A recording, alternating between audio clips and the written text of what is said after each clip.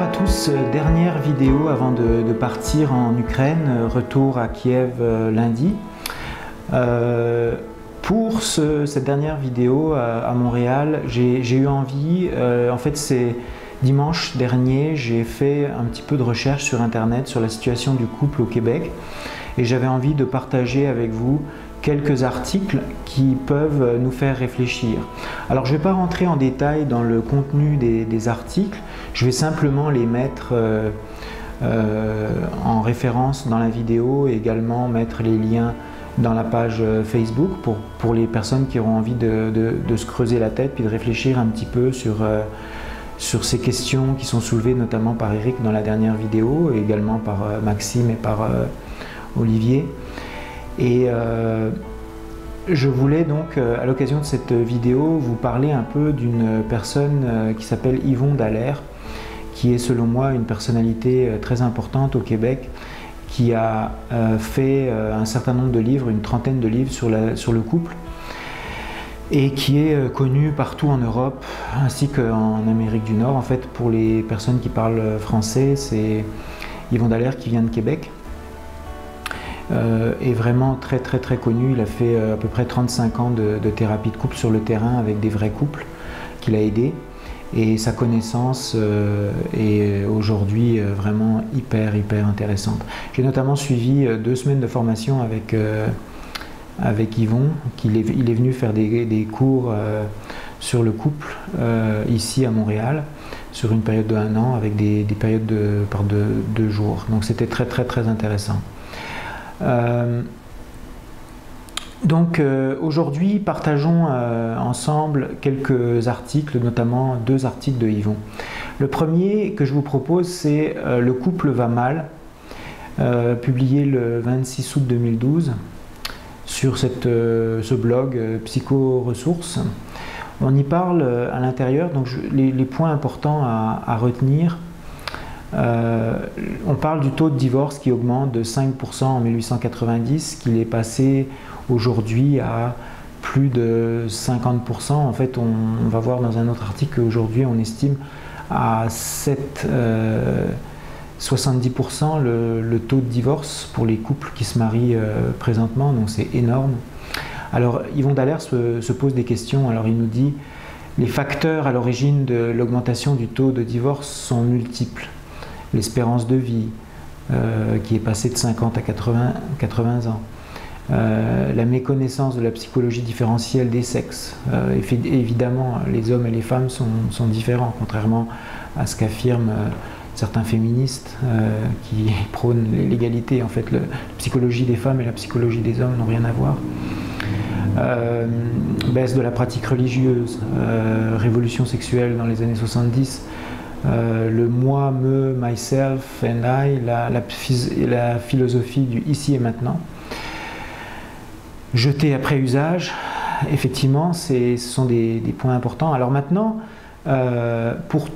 donc lisons ensemble ce petit paragraphe. L'émancipation féminine, favorisée par une grande autonomie financière des femmes, semble toutefois être l'élément majeur de l'augmentation du taux de divorce. Donc c'est l'élément majeur.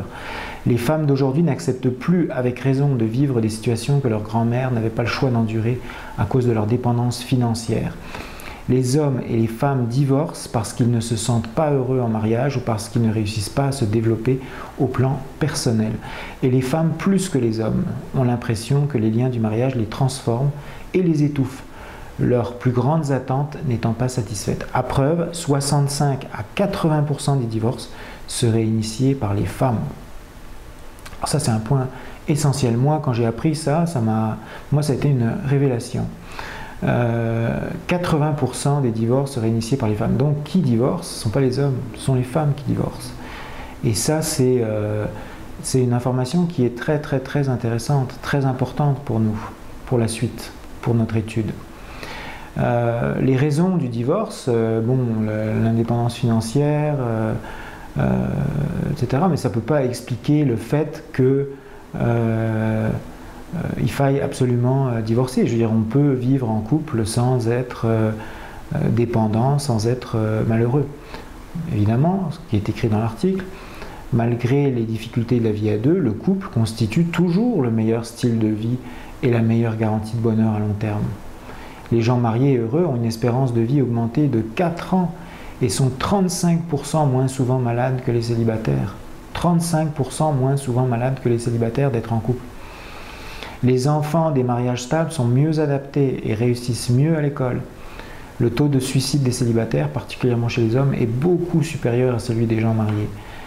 Ce qui ne veut pas dire que les célibataires ne peuvent pas être heureux, évidemment. Mais il semblerait que ce soit beaucoup plus difficile. Donc, j'aime beaucoup l'humour aussi de Yvon Dallaire dans ses livres, c'est très intéressant. Donc, on a vraiment déjà une bonne vision de la situation avec Yvon Dallaire. Alors maintenant, allons voir ensemble deuxième page que je veux partager avec vous. C'est une page donc de la statistique du gouvernement du Canada, Emploi et Développement Social Canada. Donc ce sont des données qui sont tout à fait fiables. Dans les régions, en 2008, le pourcentage prévu de divorce avant le 30e anniversaire de mariage au Yukon était de 59,7%. Il s'agissait du pourcentage le plus élevé parmi les provinces et territoires canadiens. Les pourcentages enregistrés au Québec, 47,4%, en Alberta, 46%, en Ontario, 42%, étaient également plus élevés que la moyenne nationale. Donc Québec, si vous voyez sur ce graphique, on est deuxième au Canada. On est sur le podium, on est des champions pour le divorce. Donc intéressant aussi. Hein. Donc, sur 1000 mariages, 474 divorces, pratiquement la moitié. Très intéressant. Et rappelez-vous qu'en majorité, ce sont les femmes qui divorcent. Une autre statistique que j'ai trouvée intéressante, c'est pareil sur le site Statistique Canada, au Québec, l'état matrimonial. Donc on a en 2011, on a eu un recensement de la population à l'échelle nationale et on a donc les résultats pour la population du Québec. Au Québec, donc en 2011, aujourd'hui probablement que la situation s'est empirée, la population âgée de 15 ans et plus, donc toutes les personnes qui pourraient avoir un état matrimonial en couple ou pas. Donc on arrive avec une statistique de mariés ou vivant avec un partenaire en union libre de 56,4% au Québec et non mariés 43,6%. Ça c'est intéressant aussi comme statistique, parce que si vous prenez cette statistique et vous faites une corrélation, une connexion avec la statistique précédente de Yvon Dallaire, 67% des couples qui vont divorcer, pour les couples qui sont des années 90 ou 2000, c'est-à-dire que sur nos 35% mariés, il y en a une bonne partie qui vont se retrouver dans la catégorie divorcés, bientôt, séparés, divorcés. Donc la situation du couple n'est pas extraordinaire, c'est le moins qu'on puisse dire. Alors maintenant, l'entreprise CQMI, ça s'appelle Centre québécois des mariages internationaux. Donc la question logique qu'on pourrait se poser, c'est la suivante. Est-ce que les mariages qui seraient contractés par des hommes canadiens avec des femmes de l'ex-Union soviétique, de la Russie ou de l'Ukraine, est-ce que ces mariages-là rentrent dans les mêmes statistiques ou est-ce qu'il y a des différences? Est-ce qu'il y a quelqu'un qui s'est posé la question pour se demander est-ce que si je me marie avec je suis canadien, québécois, si je me marie avec une femme québécoise, canadienne comme moi, dans mon village, dans ma ville, on est allé à l'école ensemble, on se connaît, on a la même culture, est-ce que ça a plus de chances de marcher que si je suis canadien, québécois et je vais me marier avec une femme qui habite dans un autre pays, avec une autre langue, d'autres cultures que la mienne. Par exemple, dans les pays d'Asie, dans les pays d'Amérique du Sud ou dans les pays de l'ex-Union soviétique. Alors oui, la réponse est oui, il y a une commission, commission européenne, Cordis, Service communautaire d'information sur la recherche et le développement, qui a fait une étude qui s'appelle Intermar, une étude tout à fait officielle, tout à fait sérieuse, que vous pouvez aller consulter sur Internet. Et stupeur, stupéfaction, les mariages mixtes. Donc un mariage mixte, c'est un mariage, en France on appelle ça mixte, entre des résidents, quand il y en a un membre du couple qui est un ressortissant français et qui se marie avec une ethnicité culturelle différente de la France. Donc c'est un mariage mixte, par opposition aux mariages connationaux, donc de la même nation, même ethnicité. Alors, vous pourrez lire en détail les résultats. Je vous lis juste l'en-tête. Les mariages mixtes sont plus instables en France qu'aux États-Unis et au Canada. Tiens, intéressant. Une recherche récente indiquait que les mariages en France entre ressortissants et les ethnicités différentes courent plus de risques de se terminer en divorce par rapport aux couples partageant la même nationalité, connationaux, et la même ethnicité. C'est plutôt le contraire aux États-Unis et au Canada. Ah ah! Donc là, ma curiosité a été piquée. Comment ça se fait qu'aux États-Unis et au Canada, c'est le contraire? Alors, est-ce qu'on a des chiffres? Est-ce qu'on a des statistiques? Et j'ai trouvé dans un blog, pareil, dans un article fait par... vous savez qu'aux États-Unis, il y a énormément d'entreprises comme la nôtre, comme le CQMI, qui font des mariages entre des hommes américains et des femmes, soit de l'ex-Union soviétique, soit d'Asie ou d'Amérique du Sud. Il y en a beaucoup plus aux États-Unis qu'au Canada. Et donc, on arrive sur un article d'un monsieur qui a fait ses études, qui a fait ses devoirs, qui s'est posé les mêmes questions que nous, et qui est allé chercher des résultats sur le United States Citizenship and Immigration Services, USCIS Report, pour voir un petit peu les mariages arrangés à travers des services de rencontres internationaux, Mail Order Bride, que ça s'appelle aux États-Unis, would appear to have a lower divorce rate than the nation as a whole. En fait, il semblerait qu'aux États-Unis, donc selon la très officielle United States Citizenship and Immigration Services, les mariages entre les hommes américains et les femmes de l'extérieur des États-Unis sont plus solides. Alors 80% de ces mariages ont duré sur la période pour laquelle les études ont été faites. Intéressant. Donc seulement 20% de divorces. Si on compare ces 20%-là avec les 70% dont on a parlé précédemment, ça fait terriblement réfléchir. Bon, il faut savoir qu'on relativise le fait en disant qu'il y a seulement 4 à 6 000 mariages par année entre des hommes américains et des femmes d'autres pays. Alors maintenant, est-ce que les États-Unis sont le seul pays qui se sont posé la question? Non.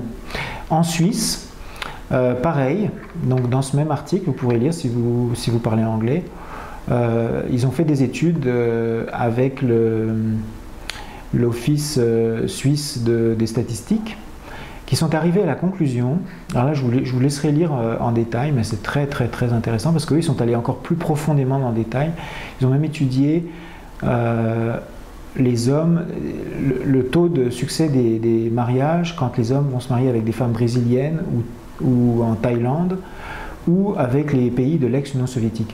Et stupeur, quand les hommes suisses se marient avec des femmes de l'ex-Union soviétique, donc l'Ukraine, la Russie, on arrive à des taux de divorce de l'ordre de 15%. Donc là, vous arrivez avec des statistiques de l'ordre de 15% que vous mettez en comparaison avec nos statistiques sorties par Yvon Dallaire, qui étaient de 67% de divorce au Québec.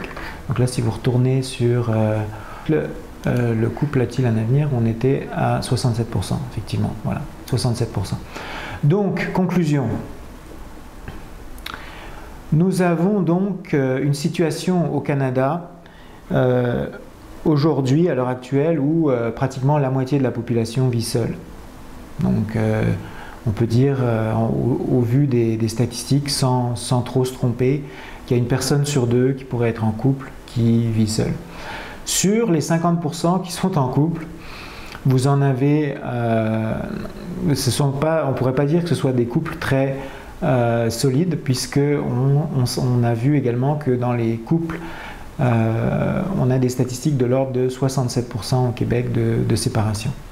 Donc sur le 50% de personnes qui sont en couple, vous en avez 70% pratiquement qui vont se séparer à un moment donné. Bon, pendant cette période-là, vous avez aussi d'autres couples qui vont se former, donc bon an, mal an, on va avoir une forme d'équilibre, mais non, on n'a pas vraiment une forme d'équilibre, on a probablement, et c'est la vision de Yvon Dallaire et de beaucoup d'autres, une accentuation progressive de la vie sédentaire, de la vie seule au Québec, en Amérique du Nord, dans tous les pays occidentaux. Les personnes, les hommes et les femmes vivent de plus en plus seuls.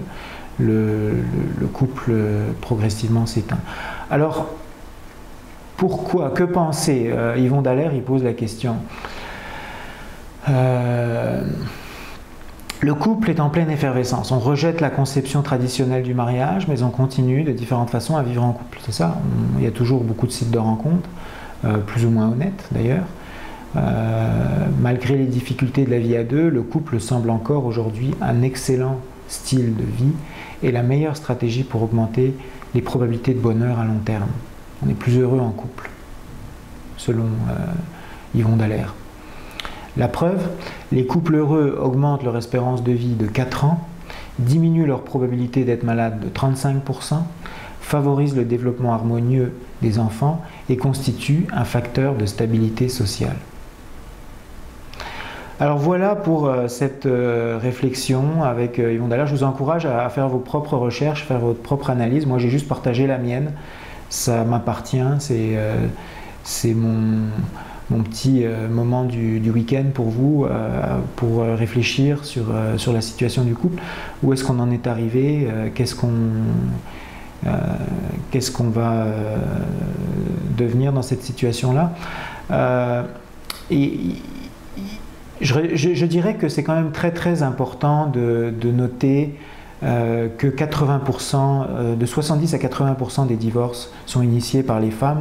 Au Québec, c'est quand même pratiquement la totalité des divorces qui sont de décision féminine.